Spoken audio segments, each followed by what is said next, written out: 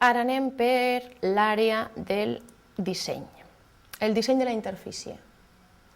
Quant de temps necessitem per la interfície? Per a desenvolupar la interfície posem 10 dies. N'hi ha alguna tasca prèvia? Sí, un altre cop, el que seria l'estructuració del material, és a dir, la dissenyadora no sabrà què pintar, a no ser que tinga molt clara quina és l'estructura del web. Recursos, qui farà això? La dissenyadora, que hem dit que era la Rosa. Ni notes ni columnes personalitzades. Aprovació del client. Això anem a temporalitzar-lo, però clar, això no està en les nostres mans. És a dir, nosaltres diem, bueno, entre que ho rep, s'ho mira, comenta i tal, podríem dir 3 dies per donar-nos feedback. Però aquí són punts que la cosa es pot allargar. I no sols per lo que triga el client en donar-nos feedback, sinó també perquè ens podem trobar, que és bastant habitual, que quan li presentem la gràfica entrem en un procés de correccions i modificacions. Aleshores, quan entrem en un procés d'aquestos, la cosa ja se'n va de les nostres mans i després no tenim més remei que tornar a modificar la planificació. D'acord? Però això és part de la feina del cap de projectes. Antecessors. Bueno, sí, clar. Si no tenim el disseny de la interfície fet, doncs el client no té res a provar. Recursos, en aquest cas és el client, així que no l'hem afegit al nostre llistat, i les pantalles model. Les pantalles models, propietats de la tasca, quants dies necessitaríem, doncs li posem 7, perquè de fet el web és petit i no tindrà gaires pantalles model, que són diferents tipus de pantalles, per diferents tipus d'informació. Antecessors, han de tindre l'aprovació del client i ho farà la dissenyadora. Acceptar. Molt bé. Maquetació. La maquetació necessitarem 15 dies, el web és senzill, posem que està en un únic idioma, no hi ha gaires pantalles a maquetar, i no són gaires complexes. Antecessors. Què ha d'haver-hi fet? Ha d'haver-hi fet les pantalles model, perquè si no, no tenim res a maquetar. I qui ho farà? Doncs, òbviament, el maquetador, que era l'Alfonso. Programació. El programador és el que s'encarregarà de fer la programació del formulari. Posarem un dia. A veure, el formulari aquest és senzill i se'l pot polir tranquil·lament allò en 4 hores. Però és important destacar que el Gantt Project, igual que molts programes per la gestió de projectes, no contemplen les hores. I fins i tot si les contemplen, el diagrama resultant, com que va referenciat a un calendari, clar, els calendaris van per dies, no van per hores, aleshores el que veus són dies. Pot contemplar-ho, molts altres programes ho contemplen, però en aquest cas no, en aquest cas estem parlant sempre de dies. Antecessors, sí, fins que no estigui a la maquetació, el formulari, com que no existirà, no es podrà programar. I qui ho farà? Ho farà el programador, que és el Fede, que en aquest projecte té poca feina.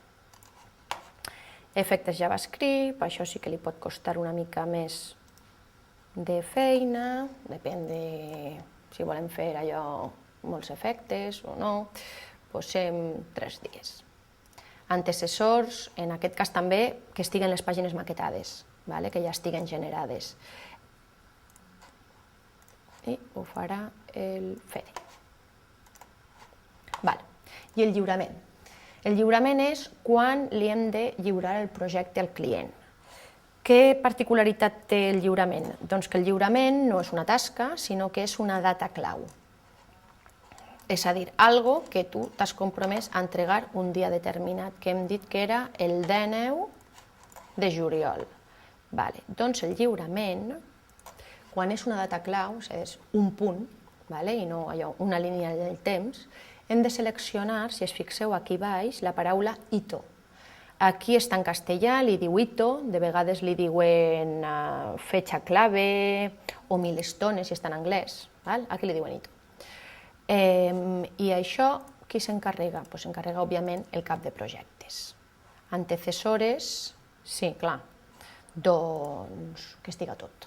És a dir, que s'hagi maquetat, per suposat, i la programació l'hem lligada a la maquetació, con lo qual podem lligar directament a la programació i ja està.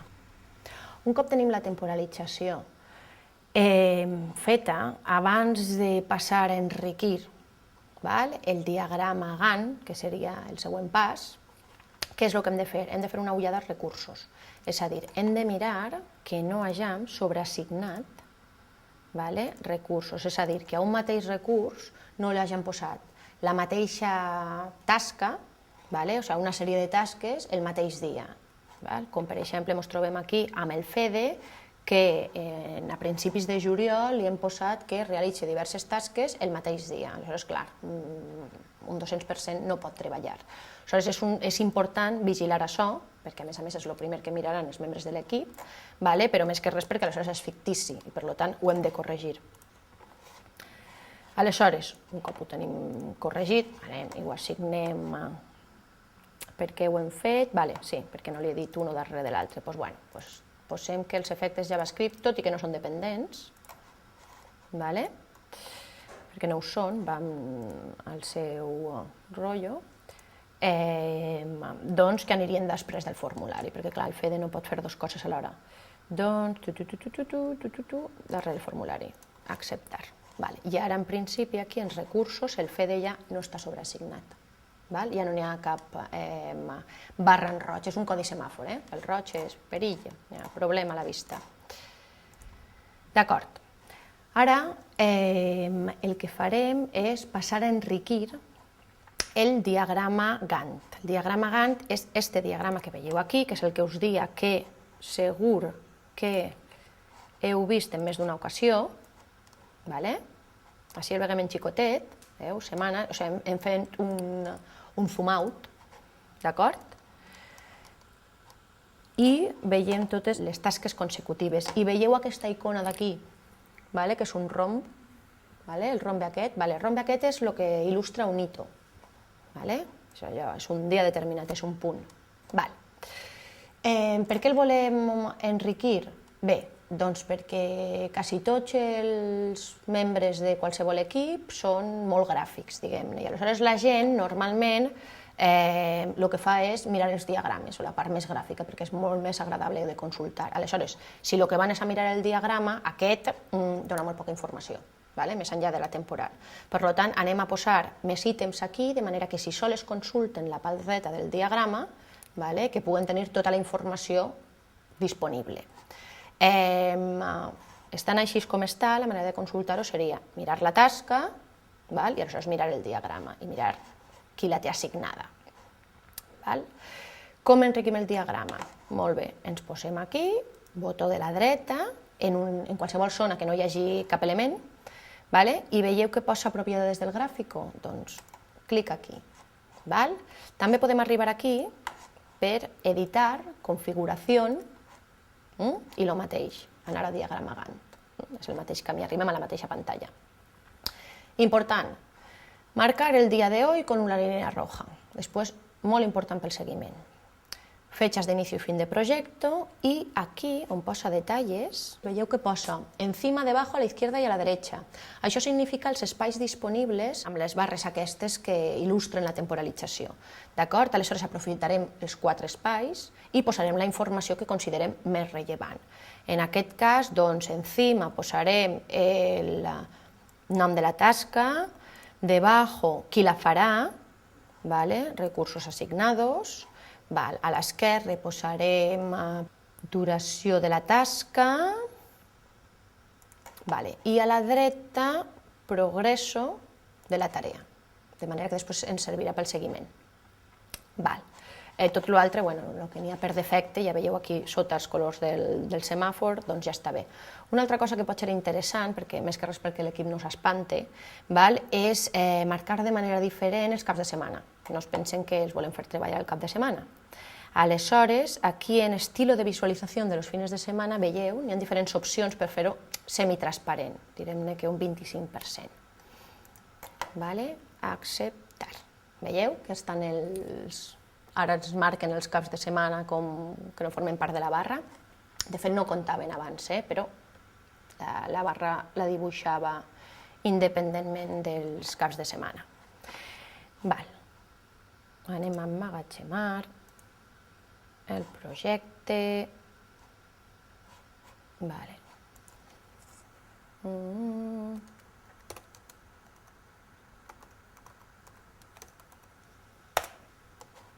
D'acord.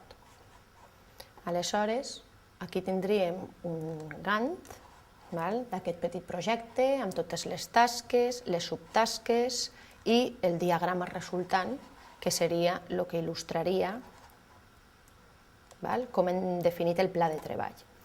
En posteriors, això és el que enviaríem al client, abans de posar-me en el tema seguiment, i l'exportar, que és important perquè és bastant potent aquí en el Gantt Project, el teniu aquí, en projecte exportar, i si es fixeu podeu exportar com a imatge, no us aconsello perquè normalment els diagrames són llargs, amb la qual cosa les imatges resultants són bastant poc usables, molt complicades de manegar. Això seria el format CSV, que és aquell que pots importar des d'Excel o qualsevol altre o una base de dades. Informe en HTML queda cutre. I informe PDF, que sí que és un plugin que el té tothom, que es pot imprimir, que pots ampliar, dona molt de joc, seria la manera idònia. O el que us he comentat de poder exportar com un arxiu de Microsoft Project. El que exportaríem seria un PDF. Una cosa important que ens restaria seria, quan ja tenim això fet, restaria fer el seguiment. Aleshores, el tema del seguiment, suposem que emmagatzem el projecte, ara posem una mica d'imaginació, emmagatzem el projecte, el tornem a obrir, han passat 4 dies, el tornem a obrir i comencem a fer el seguiment del mateix. D'acord? Aleshores, com es fa això? Doncs dius, mira, estem a veure, si veig tots els dies, sí. Imagineu-se que estem a 21, d'acord? Que seria el divendres. Molt bé. Doncs anem aquí, a coordinació, i diem, veieu aquí, progresso. Quin tant per cent d'aquesta tasca a dia d'avui està realitzat? Aleshores, clar, és evident que has d'anar demanant a tots els membres de l'equip, perquè l'eina és desktop i, per tant, el seguiment l'has de fer tu. I la introducció del progrés també. Això és tants percents. Doncs posem que, jo què sé, un 10%. Ok. Coordinació, 10%, d'acord. I estructuració de continguts, posem que un 2%. Ara fem allò, una mica d'exercici d'imaginació, i suposem que aquesta ratlla roja està en el número 21, que serà el que ens passarà. Recordeu que hem posat allò, marcar dia de hoy con una ratlla roja. Aleshores, aquesta ratlla roja estaria en el dia 21. D'acord? Doncs, què és el que hem de controlar durant el seguiment del projecte? El que hem de controlar és que on estiga la ratlla roja vinga a coincidir més o menys, perquè això no és matemàtica, vinga a coincidir amb la ratlla negra de cadascuna de les tasques que ens marca el seguiment. Per tant, en coordinació aniríem sobrats, però el que seria estructuració dels continguts, que he posat un 2%, aniríem fatal. Aniríem molt curts, perquè se suposa que ja l'hauríem acabat. D'acord? I se suposa que començaríem en recopilació del material i en disseny.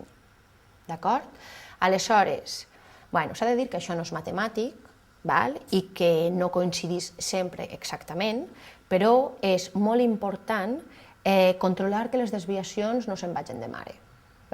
És a dir, és normal que, jo que sé, en tasques creatives o en tasques de programació, la majoria de tasques, que un dia et condisca molt i avances molt i un altre dia posant les mateixes hores o més perquè no estàs inspirat, perquè, jo que sé, perquè es complica una funcionalitat, pel que sigui, no avances tant. Això és normal. Però això el que hem de procurar durant el seguiment i controlar en tot moment és que no ens passe en més d'una tasca i que en aquelles tasques on passe estigui controlat, o sigui, sapiguem que és un tema de que no ha condit el dia o hem tingut interrupcions o hem hagut d'atendre una altra cosa, però que diguem-ne que quedaríem sempre dins de calendari. Doncs aquesta és la manera de veure les desviacions quan es produeixen i, per tant, si la cosa ja passa de més d'una tasca o una d'aquestes prèvies que s'han de fer abans d'unes quantes altres, aleshores seria la manera de corregir les desviacions, és a dir, la manera de detectar-les i, per tant, després d'aplicar tots els recursos que estiguen al nostre abast per corregir-les. I això és el que dona de si el Gantt Project. Podeu fer projectes més complexes, d'acord, amb moltes més tasques, subtasques, després per aquí dins podeu posar punts de control, entregables, i amb tot això aniríem tenint quan més s'enriquiu i quan més elements poseu, podem fer un control molt més acurat i un seguiment molt més acurat del mateix projecte i de la seva evolució.